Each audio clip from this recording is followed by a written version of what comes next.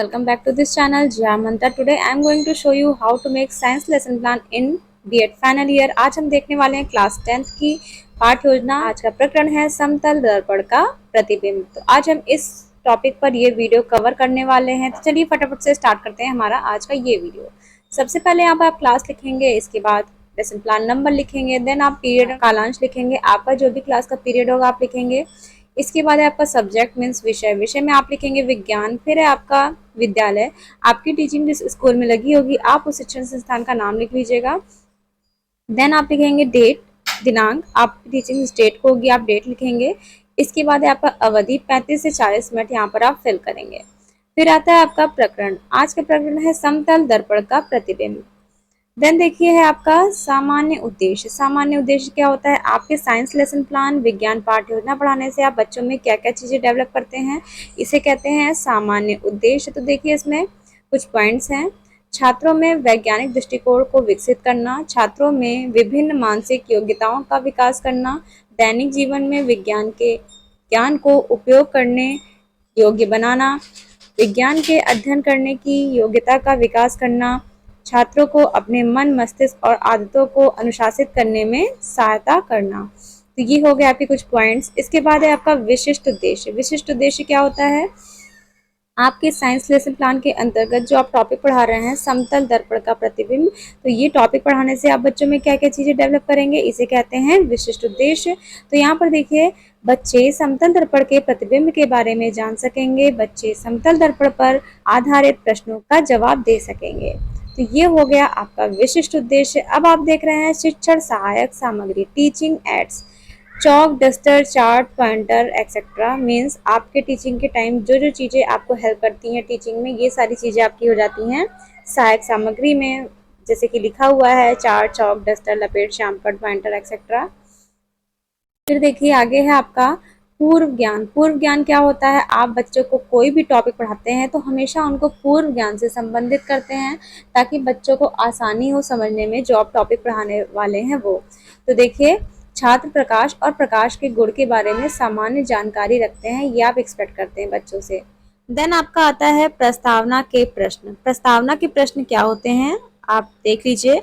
आप बच्चों से कुछ ऐसे क्वेश्चन पूछते हैं जो बच्चों के पूर्व ज्ञान से संबंधित हो, बच्चों के वास्तविक ज्ञान से संबंधित हो, जिसका आंसर बच्चे कर पाए। तो आप बच्चों से ऐसे क्वेश्चन पूछेंगे जो बच्चों के लिए इजी हो, ठीक है। और सारे क्वेश्चन आंसर एक दूसरे से संबंधित होने चाहिए, ये आपको ध्यान देना है। और जो आपका टॉपिक है वो बच्चों के द्वारा ही निकल कर आए उत्तर के रूप में। तो देखिए यहाँ पर आप बच्चों से क्वेश्चन पूछेंगे, यहाँ पर आप प्रश्नोत्तर विधि यूज करेंगे क्योंकि आप क्वेश्चन कर रहे हैं, बच्चे आंसर कर रहे हैं। इसमें शिक्षक और छात्र दोनों एक्टिव हैं। यहाँ पर प्रश्नोत्तर विधि का यूज हो रहा है। तो यहाँ पर देखिए आप क्वेश्चन पूछेंगे, सुबह हम तैयार होने के लिए बाल किस चीज में देखकर कंघी करते हैं? तो बच्चे कहेंगे दर्पण में। फिर आप क्वेश्चन करेंगे वह कौन सा दर्पण है? तो बच्चे कहेंगे समतल दर्पण। फिर आप क्वेश्चन करेंगे उसे समतल दर्पण क्यों कहा जाता है? तो बच्चे कहेंगे क्योंकि उसका तल समतल होता है। अब आप क्वेश्चन पूछेंगे समतल दर्पण में प्रतिबिंब कितनी दूरी पर बनता है? तो बच्चे यहाँ पर मौन हो जाएंगे, बच्चों के लिए समस्यात्मक प्रश्न हो जाएगा, आंसर नहीं कर पाएंगे। तो यहाँ पर आप आगे बोलेंगे उद्देश्य कथन में, बच्चों आज हम समतल दर्पण के प्रतिबिंब के बारे में अध्ययन अध्यापन का कार्य करेंगे। देन देखिए आपका आता है प्रस्तुतिकरण। प्रस्तुतिकरण क्या होता है? आप बच्चों के सामने किस तरीके से अपने इस टॉपिक को प्रेजेंट करेंगे बच्चों के लिए, इसे कहते हैं प्रेजेंटेशन। तो यहाँ पर देखिए प्रस्तुतिकरण में आपके कुछ कॉलम्स दिए हुए हैं। सीरियल नंबर मीन्स जो आप टीचिंग पॉइंट पढ़ाएंगे उसके सीरियल नंबर आप यहाँ पर लिखेंगे। फिर है आपका शिक्षण बिंदु। यहाँ पर देखिए आप बच्चों को 2 से 3 पॉइंट्स पढ़ाएंगे शिक्षण बिंदु के, क्योंकि आप एक ही साथ पूरा एक्सप्लेन नहीं कर देंगे ताकि बच्चे समझ ही ना पाए, ऐसा तो नहीं है ना। बच्चों को आप ऐसे एक्सप्लेन करेंगे ताकि बच्चे समझ पाएं। तो इसलिए आपको खंडों खंडों में डिवाइड करके, पार्ट्स में डिवाइड करके अपने टीचिंग पॉइंट को बच्चों को एक्सप्लेन करना होगा। तो यहाँ पर देखिए सबसे पहले आप एक्सप्लेन करेंगे समतल दर्पण के प्रतिबिंब के बारे में। फिर आप नेक्स्ट कॉलम देख रहे हैं, यहाँ पर छात्र अध्यापक क्रिया होगी। यहाँ पर आप बच्चों को क्वेश्चन कर रहे हैं, बच्चों को एक्सप्लेन कर रहे हैं, ये सारी चीजें। और इसके बाद आपका जो नेक्स्ट कॉलम है इसमें छात्र क्रिया है, बच्चे आंसर कर रहे हैं, ध्यानपूर्वक बैठ के सुन रहे हैं, इस तरीके से। फिर आप नेक्स्ट देख रहे हैं शिक्षण विधि मीन्स कौन सी विधि आप यूज कर रहे हैं अपनी टीचिंग में। फिर आपका मूल्यांकन, इसके बाद है श्यामपट्ट कार्य। तो यहाँ पर देखिए हम सबसे पहले जो टीचिंग पॉइंट पढ़ाएंगे ये है हमारा समतल दर्पण का प्रतिबिंब, image information on plane mirror.